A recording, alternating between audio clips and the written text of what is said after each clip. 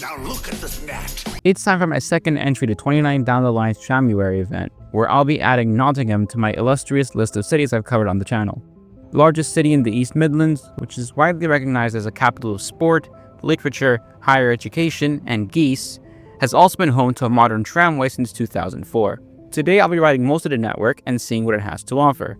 So join me as I come aboard Nottingham Express Transit. I just got off my train from London, and the station here is directly served by the trams at an elevated stop. Both of the system's two lines stop here, each running at a frequency of every 10 minutes off peak.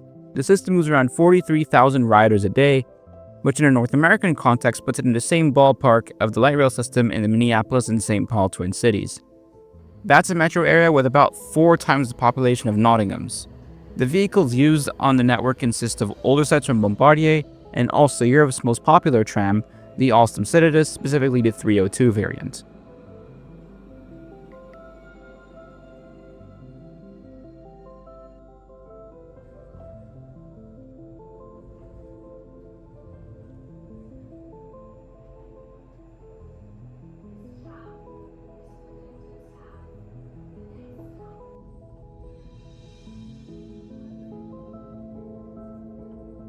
I first headed on the branch to Clifton South.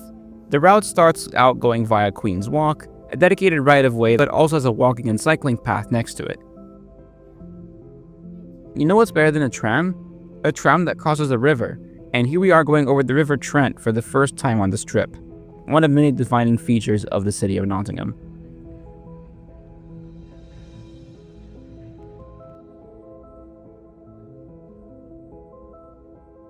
Next up, we make our way into ballasted track, where the tram accelerated to its top speed.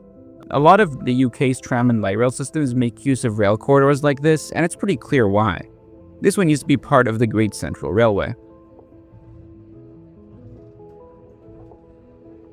If you like this video, there's a lot of non-London UK content coming up soon, so do consider subscribing if you're looking forward to that.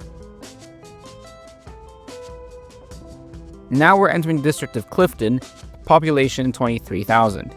Here we run on the streets a lot more, which makes sense as this is a slightly more built up area than where we were before.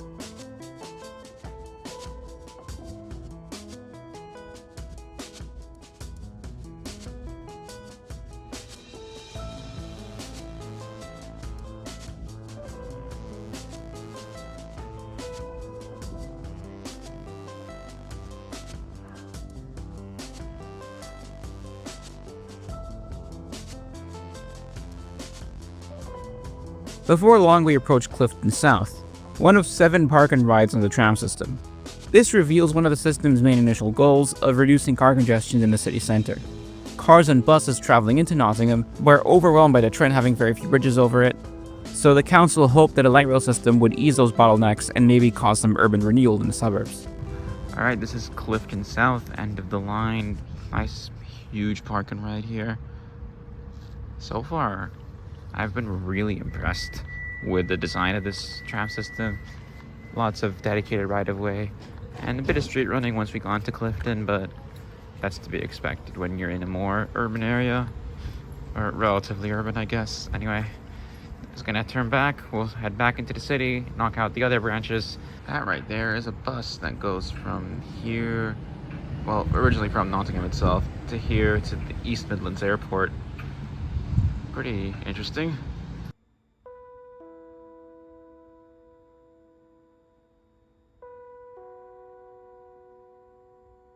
One thing as well to point out is that they have stop requests. You can debate the merits of park and ride as a ridership strategy, but one thing that Nottingham do well is that as long as you have a tram ticket, parking here is completely free of charge. The trip between Clifton South and Nottingham Station is 7.6 kilometers long and takes 21 minutes for an average speed of 22 kilometers per hour.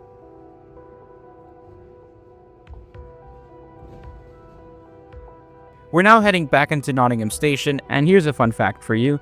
This elevated section is known as the Karlsruhe Friendship Bridge, as Nottingham does share a close relationship with the German city that itself is much more well known for its tram system. As we make our way through the city center, I was wondering what exactly the express in the acronym NET actually means. The trams aren't slow, at least in the suburbs, but they're not particularly quick either. And there aren't that many regional mainline services in the area to the same extent as, say, Birmingham, so this is the primary form of rail transit in the region. Maybe it's an express version of the buses that it replaced? That would make sense, but it would also make sense that he just thought it would be cool to call it the net and came up with words to match that. Though I think most locals would just say the tram, but I'm not sure. If you live in the area, let me know in the comments. On that note, one thing I love about this system is the branding. Their URL, the tram.net, is perfect, but also every vehicle in the fleet is named for a quote local hero of the past or present. There's one for legendary Nottingham Forest manager Brian Clough, and also Mary Earps, who was named as the best goalkeeper at the 2023 World Cup.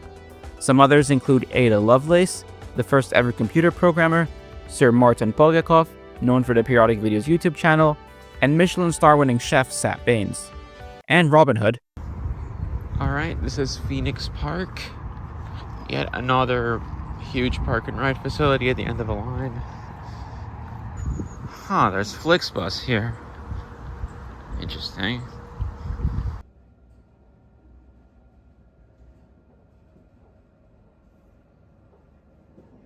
Alright, I am finally bidding farewell to 216 here at David Lane. I'm gonna head up to Hucknall now.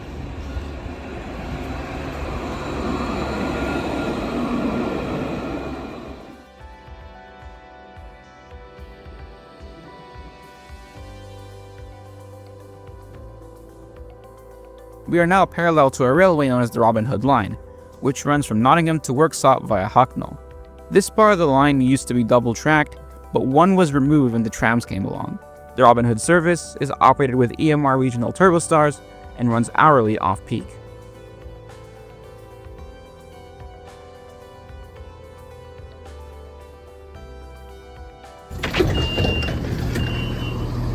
Alright, welcome to Hucknall. Look at this for multimodality. Cross-platform interchange to a regional train. Really, really nice. And I bet there's another park and ride here. This one turns back in 4 minutes. There it goes.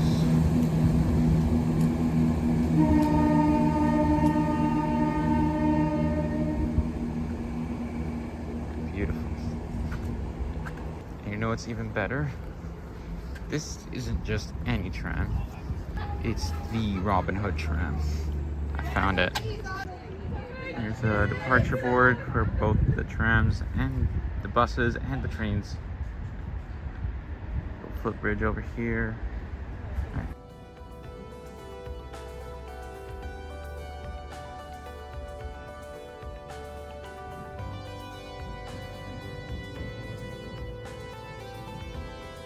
The final branch goes to Totton Lane via Beeston, but unfortunately I didn't have time to ride the whole thing. After passing by a couple business parks, I got out at Queen's Medical Center, where there's something really neat to show you.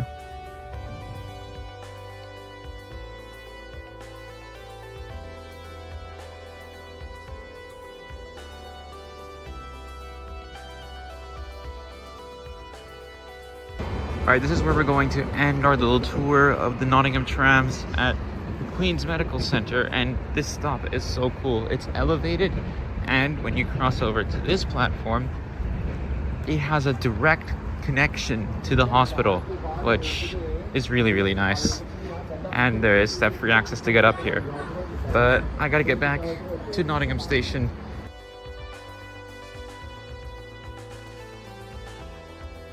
So overall, I was pretty pleased with Nottingham's trams, and I had great fun riding them.